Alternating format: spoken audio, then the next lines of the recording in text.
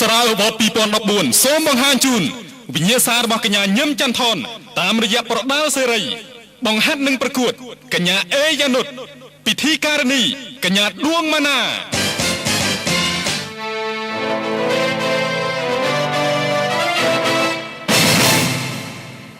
ចាសូមគោរពនឹងជំរាបសួរទស្សនិកជនទាំងអស់ដែលកំពុងតែតាមដានទស្សនានៅក្នុងកម្មវិធីប្រដាល់ដែលរៀបចំឡើងដោយកម្មវិធីអស្រាអវត្ត2014ចានៅក្នុងថ្ងៃនេះគឺជាការប្រកួតស៊ីសាច់ហុតឈាមរវាងកញ្ញាញឹមចន្ទថននិងកញ្ញាអេយ៉ានុតចាសូមជម្រាបជូនផងដែរថានៅក្នុងកម្មវិធីប្រដាល់នេះនាំមកជូនលោកអ្នកទស្សនាដោយភេសជ្ជៈ Power Up ចាភេសជ្ជៈ Power Up នៅក្នុងចាពេលនេះគឺនាំមកជូនលោកអ្នកដោយនៅរង្វាន់ទេវតាជាច្រើនសន្ធឹកសន្ធាប់ហើយនៅពេលដែលលោកអ្នកជាផលិតផល Power Up កុំភ្លេចចាកោះនៅលើកំប៉ុងលោកអ្នកនឹងមានឱកាសឈ្នះរង្វាន់ជាច្រើនពីភេសជ្ជៈ Power Up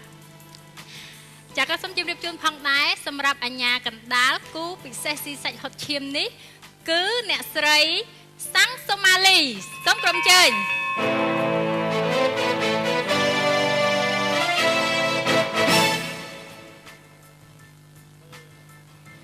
ចាបន្ទាប់ពីបង្ហាញវត្តមានរបស់ចាគណៈចាអញ្ញាកណ្ដាលហើយជាបន្តសូមបង្ហាញវត្តមានរបស់បង្គោលក្រហមកីឡាករនីកញ្ញាញឹមចន្ទថន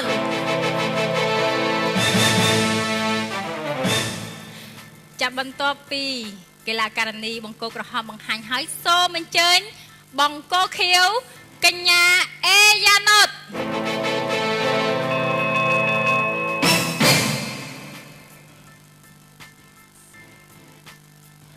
ចាឥឡូវនេះបង្គោលក្រហមនិងបង្គោលខៀវបានមកដល់លើឆាកហើយលគុណគ្រូ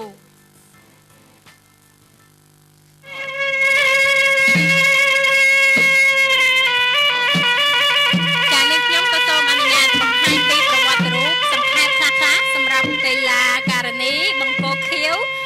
កញ្ញាអេយ៉ានុតទម្ងន់53គីឡូក្រាមប្រកួត25ដងឈ្នះ13ដងចាញ់11ដងប្រកួតចុងក្រោយជាមួយនឹងកញ្ញានៅសូនីតា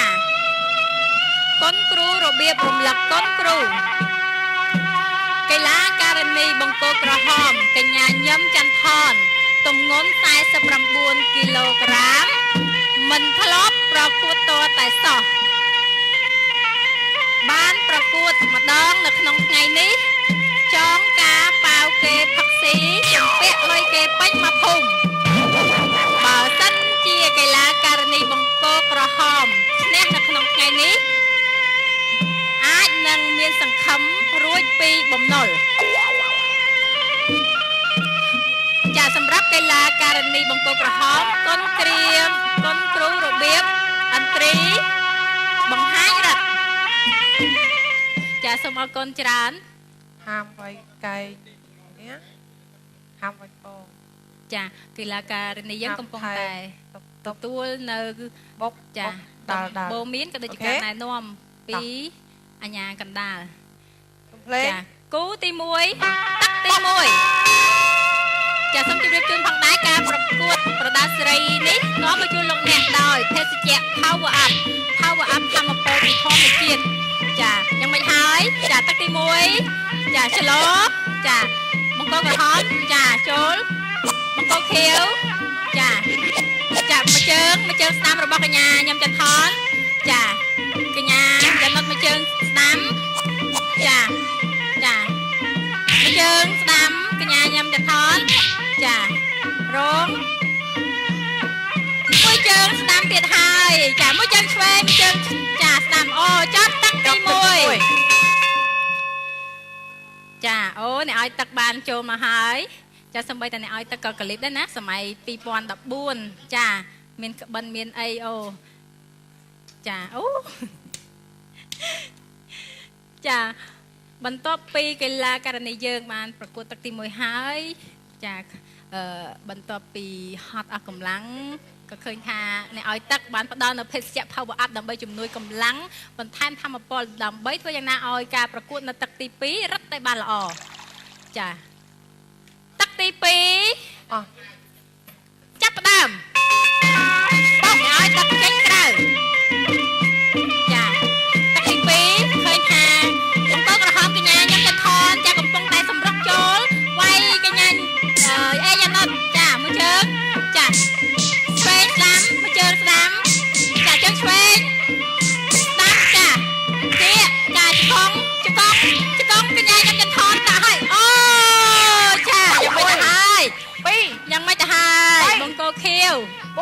ចា5 លោកអញ្ញាកណ្ដាលកំពុងតែរាប់ 8 ចាឃើញថាងើបមិនរួចទេសម្រាប់បង្គោលខៀវចាកេញបង្គោលខៀវបានសន្លប់នៅទឹកទី2បានលើបង្គោលក្រហមចា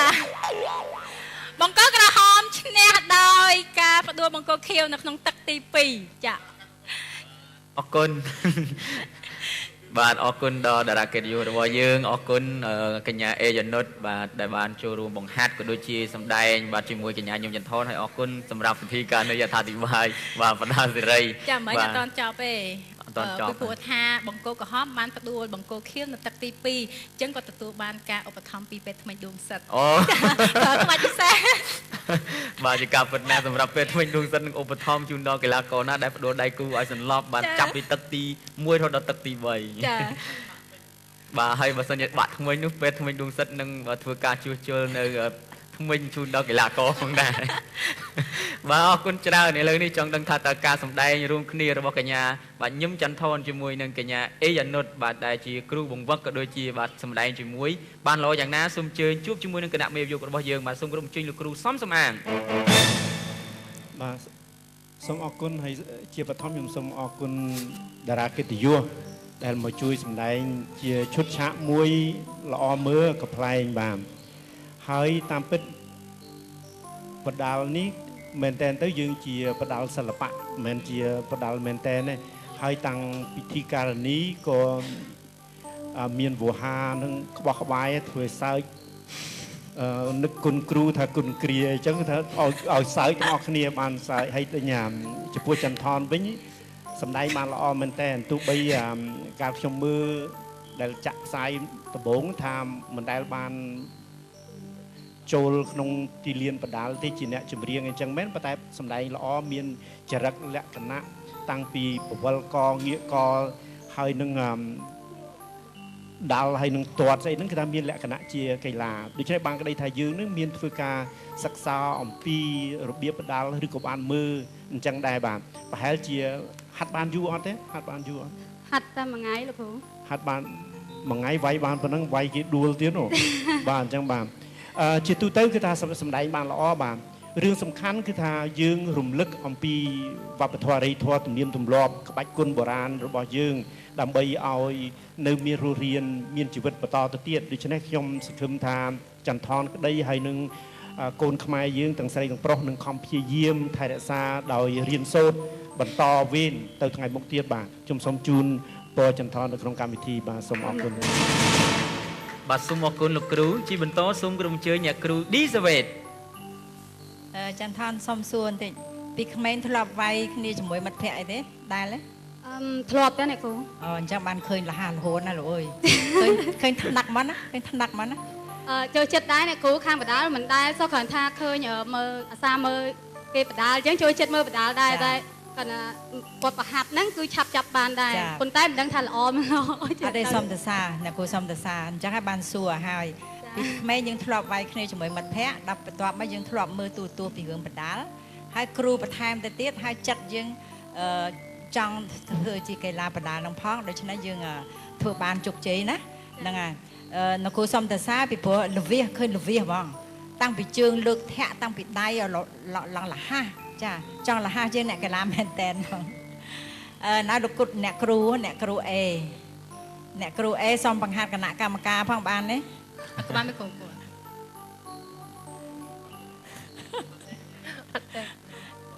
ហ៊ានអត់សូវចេះហ៊ាននិយាយដៃគូខ្ញុំចាអត់អីទេនិយាយភាសាអីក៏បានដែរដូច្នេះសូមសរសើរចន្ទថនដែលមានភាពក្លាហានហើយនឹងខំប្រឹងប្រែងឡើងល្អហ្មងណាពេញចិត្តអ្នកគ្រូសូមសរសើរឲ្យជូនពរឲ្យបានជោគជ័យណាអរគុណបាទសូមអរគុណដល់អ្នកគ្រូជាបន្តសូមក្រុមជើញលោកគ្រូក្លូរតនាបាទសូមអរគុណចំពោះការសម្ដែងរបស់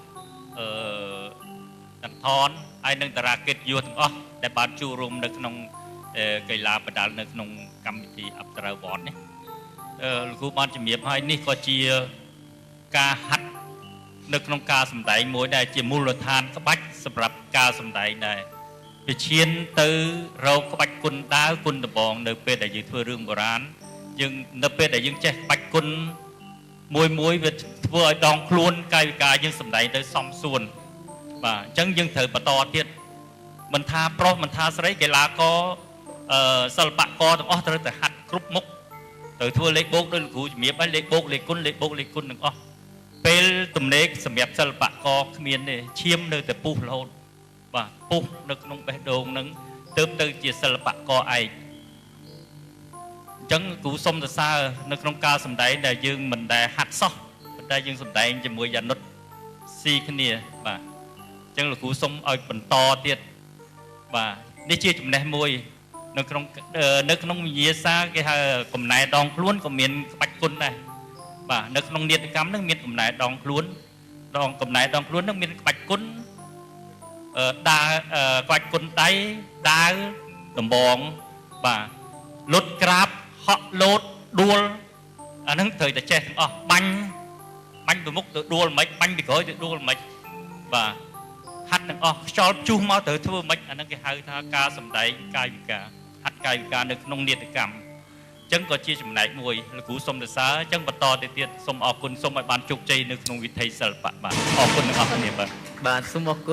គុណដល់លោកគ្រូអរគុណដល់អ្នកគ្រូបាទលោកអ្នកក៏ជាគណៈមេប្រយោគផងដែរនៅក្នុងការគ្រប់គ្រងនិងដាក់បន្ទុកជូនដល់ដួងតារាដែលលោកអ្នកពេញចិត្តជាពិសេសគឺកញ្ញាញឹមចន្ទថនពេញចិត្តកញ្ញាញឹមចន្ទថនសូមចុច G1 រួចផ្ញើទៅកាន់លេខ626តាមរយៈប្រព័ន្ធ Medphone នោះលោកអ្នកនឹងមានឱកាសឈ្នះរង្វាន់ពីកម្មវិធីរបស់យើងផងដែរតារាជាបន្តជាតារារូបណាហើយវិញ្ញាសាអ្វីសូមអញ្ជើញទស្សនាដែលនាំមកជូនដល់